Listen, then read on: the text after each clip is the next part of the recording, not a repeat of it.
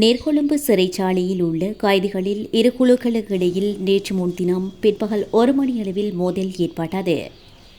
விளக்கமறியலில் உள்ள கைதிகள் மற்றும் தண்டனை பெற்று சிறையில் அடைக்கப்பட்டுள்ள கைதிகள் ஆகிய இரு தரப்பினருக்கு இடையிலேயே இந்த மோதல் இடம்பெற்றதாக போலீசார் தெரிவித்தனர்.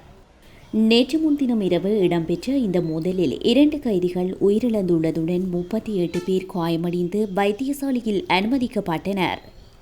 நேற்று முன்தினம் ஏற்பட்ட நிலைமையை தொடர்ந்து நேற்று காலை சிறைச்சாலையின் சூழல் கட்டுப்பாட்டுக்குள் கொண்டுவரப்பட்டிருந்தாலும் நேற்று மீண்டும் அங்கு அமைதியற்ற நிலை ஏற்பட்டது.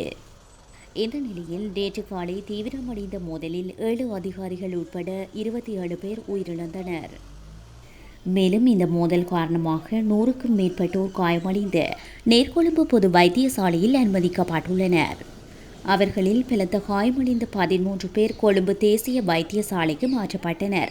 இது தொடர்பில் சிறைச்சாலைகள் ஊடக பேச்சாளர் சிறைச்சாலைகள் ஆணையாளர் ஏசி கஜநாயக்க ஊடகங்களுக்கு கருத்து தெரிவிக்கையில், நேற்று காலை கைதிகளுக்கு உணவு வழங்கும் போது மீண்டும் மோதல் ஏற்பட்டதாகவும் அதை கட்டுப்படுத்த சென்ற சிறைச்சாலை அதிகாரிகள் மீது கைதிகள் தாக்குதல் நடத்தியதாகவும் கூறினார்.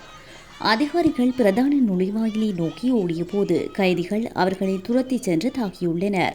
இந்த மோதல் புரோமுனா என்ற பாதாள உலகக்குழு உறுப்பினருடன் நெருங்கிய தொடர்புடைய போதைப்பொருள் கடத்தல்காரரான சுரேஷ் என்பவரால் திட்டமிட்டு முன்னெடுக்கப்பட்டதாக போலீசார் தெரிவித்தனர். போதைப்பொருள் கடத்தல் தொடர்பான தகவல் கொடுத்ததாலேயே இந்த மோதல் வெடித்ததாக கூறப்படுகிறது. இந்த சம்பவத்தை தொடர்ந்து நீர்கொழும்பு மற்றும் அதனை சுற்றியுள்ள போலீஸ் நிலையங்களின் அதிகாரிகள் மற்றும் போலீஸ் விசேட அதிரடிப்படையினர் சிறைச்சாலை வளாகத்திற்கு அளிக்கப்பட்டனர்.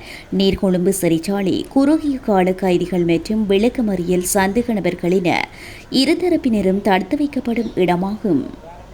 அங்கு சுமார் 1800 கைதிகள் உள்ளனர். சிறைச்சாலைக்குள் இருந்த 2 எதிர்ப்பு குழுக்களுக்கு இடையில் ஏற்பட்ட இந்த மோதலின் போது விசேட அறைகளின் பூட்டுகளை உடைத்து அங்கு தடுத்து வைக்கப்பட்டிருந்த சிறப்பு கைதிகள் மீதும் வன்முறையில் ஈடுபட்ட கைதிகள் தாக்குதல் நடத்தியுள்ளனர்.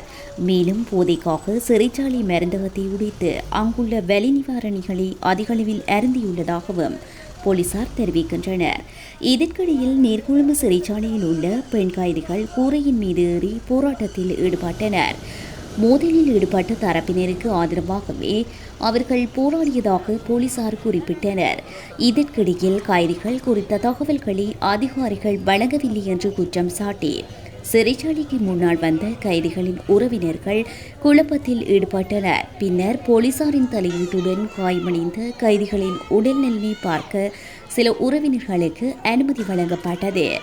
இந்த நிலையில் நேற்று காலை 10 மணியளவில் ஏற்பட்ட பதற்றமான சூழலை கட்டுப்படுத்த பாதுகாப்பு படையினர் பெரும் முயற்சி எடுத்தனர். பின்னர் நிலைமையை சீர் செய்ய பாதுகாப்பு படையினர் சிறைச்சாலைக்குள் பிரவேசித்தனர். சிறைச்சாலைக்குள் நிலவும் சூழலை கண்காணிக்க விமானப்படையின் ட்ரோன் விமானங்களும் பயன்படுத்தப்பட்டன என்றார்.